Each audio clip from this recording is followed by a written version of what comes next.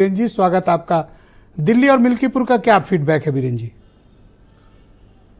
देखिए, आज रात अंतिम है और उत्तर प्रदेश से दिल्ली तक के परिणाम में क्या परिवर्तन आएगा कल दिन में वो साफ होगा।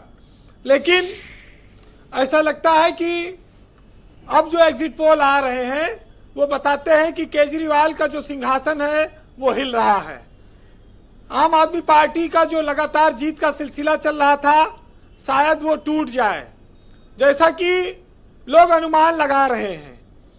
लेकिन केजरीवाल अगर बर्बाद होंगे तो कांग्रेस का योगदान भी उसमें बहुत बड़ा होगा। ऐसी जानकारी आई है कि लगभग 10% के लगभग वोट कांग्रेस पार्टी ने खींचा है और वो बहुत बड़ा फैक्टर बनेगा केजरीवाल की हार का। और यह भी साफ हो जाएगा कि कांग्रेस ने आम आदमी पार्टी को हराया है, भाजपा का वो नुकसान नहीं कर पाई है। तो स्वाभाविक है कि परिणाम तो आगे आएगा, लेकिन अभी जो जानकारियां हैं उस आधार पर बात कही जा रही है। ब्रजेश जी, आम आदमी पार्टी के लिए ये बहुत बुरी खबर होगी कि वो चुनाव हारेंगे, क्योंकि तमाम एजेंसियां फिर अपना काम और तेज कर देंगी और उनके लिए संगठन को चलाना, पार्टी को चलाना आसान नहीं होगा जब वो सत्ता में नहीं रह जाएंगे।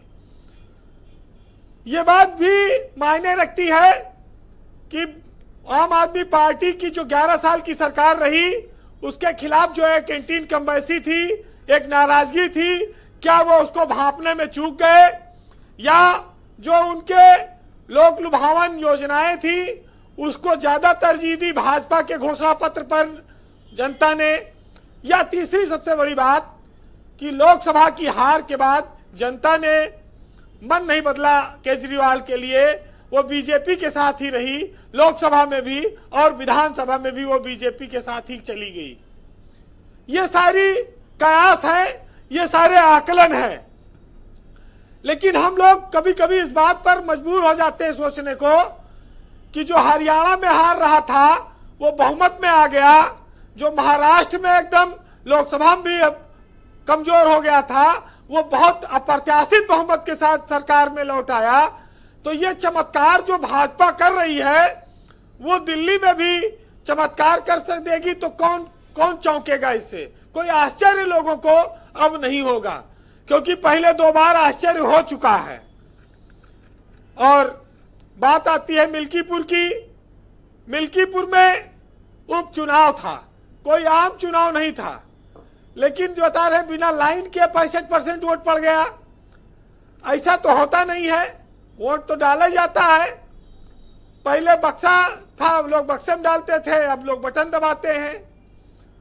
लेकिन अगर आप समीकरण देखें तो काफी हद तक सवर्ण वोट वो भाजपा के पक्ष में मिल्कीपुर में गया है, और जो बसपा दलितों का वोट था उसमें बिखरा हुआ है।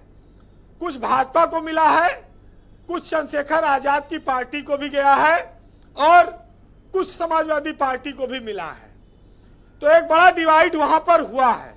फिर भी उपचुनाव में 6% वोट ज्यादा पड़ जाना, 7% मामूली बात नहीं है और इसका संकेत है। वैसे उपचुनाव सरकारें जीतती हैं, वहां हार जीत से कोई सरकार में सत्ता में परिवर्तन आने वाला नहीं है। लेकिन चूंकि भाजपा की सरकार है, हिंदूवादी सरकार मानती है, अयोध्या के मुद्दे पर बनती आई है, तो वो अयोध्या में हार गई, वो चाहती है कि उस हार की भरपाई यहां से हो जाए, और जो लगातार उनको चिढ़ा रही है समाजवादी पार्टी वो कम हो जाए, तो शायद उस घाव पर मरहम लग जाए। कोई बड़ी बात नहीं है। लेकिन फैसले की घड़ी तो ये है, फैसले की रात है। फैसले की रात में लोगों ने सत्ता के साथ जाने में ज्यादा तरजीह दी है, या उन्होंने ये माना है कि अभी भाजपा ही उनके लिए ठीक है। देखिए, पूरे दमखम से सारी पार्टियां लड़ी, MIM भी लड़ी, कांग्रेस भी लड़ी, बसपा भी लड़ी दिल्ली में। सबने थोड़ा थोड़ा योगदान दिया आम आदमी पार्टी के खिलाफ। अब उसका नतीजा तो कल आएगा, लेकिन संकेत आ रहे हैं कि लगभग 39-40% पर आम आदमी पार्टी को वोट मिला है। और लगभग 50% के लगभग भाजपा को वोट मिला है। ऐसी चर्चाएं हैं। फ्री बिजली, फ्री पानी, 1500, कोई 2500, ये सब योजनाओं ने भी काफी प्रभावित किया है चुनाव को। तो ब्रजेश जी, अभी तो यह कहना बहुत जल्दबाजी होगी, लेकिन ज्यादातर एग्जिट पोल कई बार बहुत सच साबित हुए। उत्तर प्रदेश के मामले में लोकसभा चुनाव को अगर छोड़ दीजिए तो कई बार एकदम एग्जैक्ट पोल साबित हुए हैं। अब कोई उनको फर्जी भी मानता है, कई बार वो फर्जी भी, गलत भी साबित हुए हैं। बिल्कुल ठीक है। कुछ कहा नहीं जा सकता, लेकिन भाई सत्ता वाले लोग हैं, डंडा लाठी पुलिस, प्रधान, बीडीसी, मंत्री, संसाधन, सब प्रशासन सब उनके हाथ में है। तो बादशाह सलामत दिल्ली वाले इस बार खतरे में हैं। मतलब आज के हालात को देखते हुए कोई आदमी एग्जैक्ट नहीं कह पा रहा है कि केजरीवाल की पार्टी बहुमत में आएगी। और दिल्ली में 27 साल बाद भाजपा को यह उम्मीद बंधी है कि वो सरकार में वापस लौट सकती है। जी वीरेंद्र जी, 15 साल उन्होंने कांग्रेस को झेला, 11 साल आम आदमी पार्टी की सरकार रही। अब भाजपा ने फिर कोई चमत्कार कर सकती है, कोई बड़ी बात नहीं है। देखिए, दिल्ली सिर्फ देश की राजधानी नहीं है, दिल्ली एक साझा संस्कृति का केंद्र है। विभिन्न प्रदेशों के लोग यहाँ रहते हैं। बड़े बड़े शायरों ने दिल्ली को अपने अपने नजरिए से देखा है। आज उसी पर सुनिएगा कि जनाबे कैफ ये दिल्ली है मीरो गालिब की, यहाँ किसी की तरफदारियां नहीं चलती।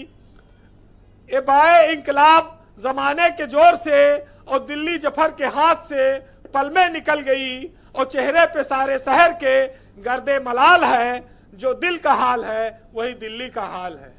जफर के हाथ से निकल गई, वीरेंद्र जी ने वो काफ़ी इंपॉर्टेंट बात कह दी है। मुश्किल है इस बार, अगर वीरेंद्र जी ये कह रहे हैं कुछ तो बात है। बहुत शुक्रिया वीरेंद्र जी, ग्राउंड जीरो से अपना फीडबैक ओपिनियन